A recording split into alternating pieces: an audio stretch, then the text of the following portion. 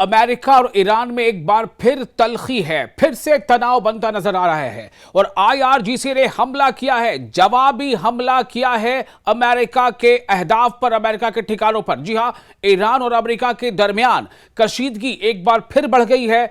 Iran की इस्लामी इनकलाबी guards core यानी IRGC navy ने दावा किया है कि उसने अमरीकी फौजी टारगेट्स को निशाना बनाया है। ईरानी हुक्काम के मुताबिक यह कार्रवाई ईरानी साहिली इलाकों पर होने वाले अमरीकी हमलों के जवाब में किया गया जवाबी हमला है, यानी पलटवार है। आईआरजीसी नेवी की जानिब से जारी बयान में कहा गया है कि इस कार्रवाई में खित्ते में यानी पूरे रीजन में मौजूद अमरीकी फौज की तैनाती के मुकामात को निशाना बनाया गया। ईरान का कहना है कि अमरीका ने इससे पहले ईरानी साहिली इलाकों पर, यानी ये ईरानी कोस्ट हैं, वहां पर फिजाई हमले किए, एयर स्ट्राइक किए थे, जिसके बाद यह जवाबी कार्रवाई की गई है। बयान के मुताबिक अमेरिका ने आबनाए हुर्मुज से यानी स्ट्रेट ऑफ हुर्मुज से एक जहाज के गुजरने को जवाज बनाकर कार्रवाई की।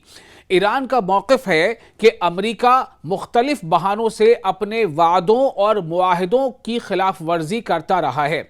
ये ईरान कह रहा है कि अलग अलग हीले बहानों से अमेरिका ने जो एक एमओयू साइन किया है, मेमोरेंडम ऑफ अंडरस्टैंडिंग साइन किया है, उस पर दस्तखत हुए हैं दोनों मुल्कों के, जो ईरान के साथ, ईरान अमेरिका के बीच, उसकी जो है एक वायलेशन किसी न किसी बहाने से अमेरिका लगातार कर रहा है। दूसरी जानिब अमेरिकी सेंट्रल कमांड यानी सेंटकॉम ने भी ईरान में बाज अहदाफ कहते हैं टारगेट को, बाज टारगेट्स पर हमलों की तस्दीक की है। अमेरिकी हुकाम का कहना है कि यह कार्रवाई एक ड्रोन हमले के जवाब में की गई है। यानी ईरान कह रहा है कि चूंकि अमेरिका ने ईरानी कोस्ट पर हमला किया, एयर स्ट्राइक किया, इसलिए ईरान जो है वो उसने जवाबी हमला किया। अमेरिका का कहना है कि हमने हमला बेशक किया, लेकिन हमने कुछ ड्रोन हमले की जवाबी हमला किया, जिसमें उनके मुताबिक सिंगापुर के परचम बरदार माल बरदार जहाज MV एवर लोली को निशाना बनाया गया था, जैसा अमेरिका का कहना है, सेंटकॉम का कहना है। अमेरिकी दावे के मुताबिक ये वाकया आबनाए हुर्मुज यानी स्ट्रेट ऑफ हुर्मुज के करीब ओमान के साहिली इलाके में पेश आया। तहम ईरान ने हमेशा की तरह इन इल्जामात को मुस्तरद कर दिया है। ईरानी हुकाम का कहना है कि वो गैर फौजी अहदाफ को निशाना बनाने की पॉलिसी नहीं रखते। फिर से सुनिए क्या कहा गया ईरान की तरफ से। ईरानी हुक्काम कहते हैं यानी जो भी ऑफिशियल्स हैं, आला जो ऑफिशियल्स हैं, उनका कहना है कि वो गैर फौजी अहदाफ, ऐसा कोई भी टारगेट जो कि नॉन मिलिट्री हो, वो उसको निशाना बनाने की पॉलिसी नहीं रखते हैं। ये ईरान कह रहा है।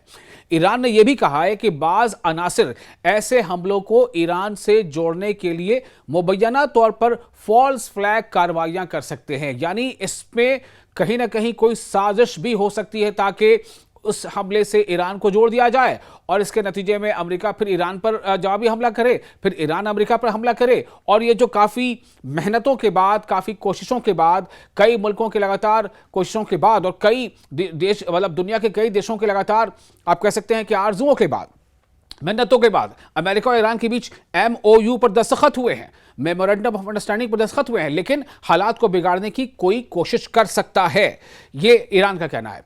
IRGC के बयान में यह भी कहा गया है कि अमेरिका ने दोनों देशों के दरमियान हाल ही में होने वाली मफाहमती यादाश्त यानी मेमोरेंडम ऑफ अंडरस्टैंडिंग यानी MOU की खिलाफ वर्जी करने की कोशिश की है, उसे वायोलेट करने की कोशिश की है।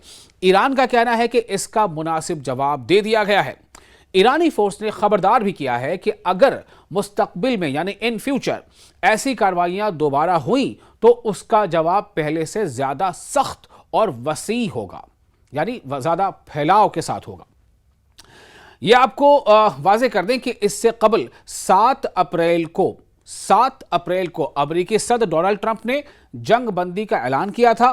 ताहम हालिया वाकयात के बाद एक बार फिर रीजन में कशीदगी यानी तनाव बढ़ने के खदशात पैदा हो गए हैं।